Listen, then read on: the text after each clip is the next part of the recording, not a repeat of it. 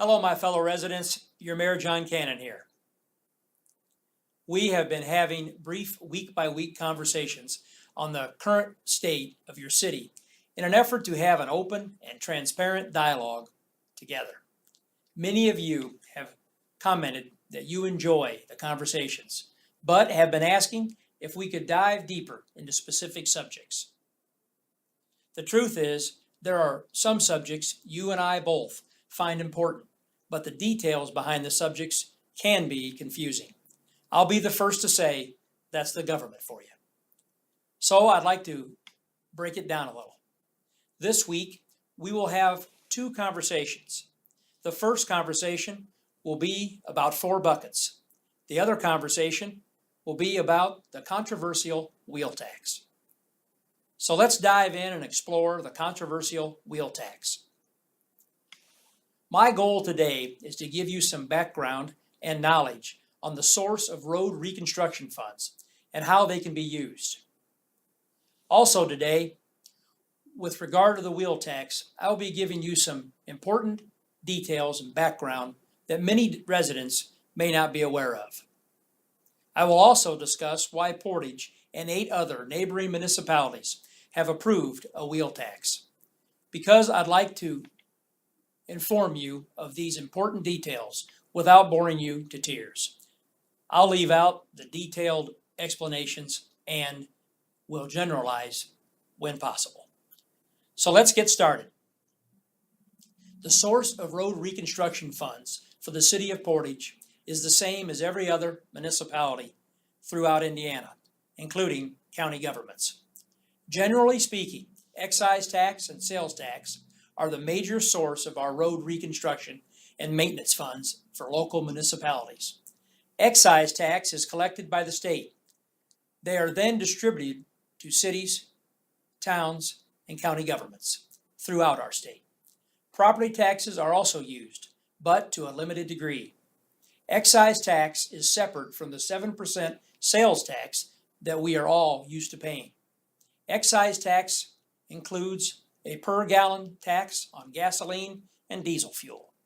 Excise tax also includes a tax on beer, wine, and alcohol sales, along with cigarettes and tobacco sales. When choosing how much money to distribute to municipalities, the state looks at a variety of factors, such as how many miles of road a municipality has. The state also looks at a factor such as if your city street are used as a corridor for major traffic between major highways and landmarks. An example of such corridor for secondary traffic between major highways and a landmark is the segment of Willow Creek Road and Chrisman Road between Route 20 and the toll road. Many shipments to and from the various steel mills and the Port of Indiana go through that segment of city road. One unique shipment that comes through that segment of road are the large windmill turbines. The turbines are loaded from a cargo ship onto a special hauler and are escorted from the Port of Indiana south onto Chrisman Road and Willow Creek Road and make their way onto the toll road. In recent years, 3 things have squeezed road reconstruction money from municipalities and state governments. In a few moments, I will explore and explain the major sources of road reconstruction money in our state. To give you a preview, one of the sources is a per gallon excise tax on gasoline and diesel fuel. The first squeeze is during the recession, folks simply started driving less. The second squeeze is that vehicle manufacturers have always been in a push to make more efficient, fuel-efficient vehicles. Since this time, fuel efficiency efforts have been ramped up. Yes, fuel prices do keep going up, but over the years, because more fuel-efficient vehicles, such as hybrids and electric vehicles, are on the street, we are simply purchasing less gallons of fuel than years past. The result is what you may already be thinking.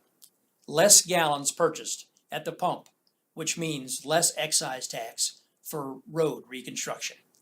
Let's also remember more people are switching over to electric vehicles, which put just as much wear and tear on the road as gasoline vehicles. But since they do not purchase fuel, they do not contribute to the gasoline excise tax fund. This means that in recent years, you and I, as regular citizens, have purchased less gallons at the pump, and we emit less pollutants from our vehicle's exhaust. The bad of it is, the squeeze is felt at the state level and at the local level. The city of Portage, like other local governments throughout the state, have felt the squeeze. As you know, and you may know, in January, Portage requested a $1 million matching grant for road reconstruction projects for this year.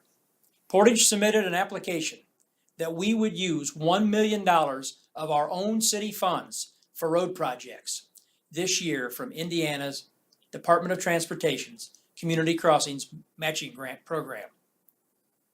We were awarded the grant, which means $2 million will go 100% towards Portage reconstruction of its roads.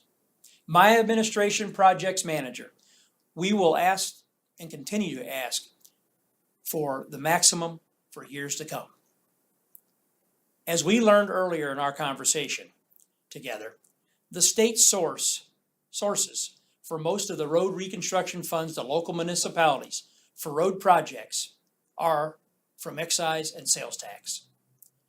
The income the state receives for those fluctuate year by year. As a result, funding for local municipalities can fluctuate, creating a feast or famine situation. In addition, gathering up enough resources to match $1 million would not only be a challenge, but would likely cause budget constraints for other parts of the city who share a piece of the pie in terms of our budget. 2 years ago, in a 4-3 vote, your city council passed a wheel tax, which includes $25 per residential vehicle and $40 for commercial vehicles registered in the city of Portage.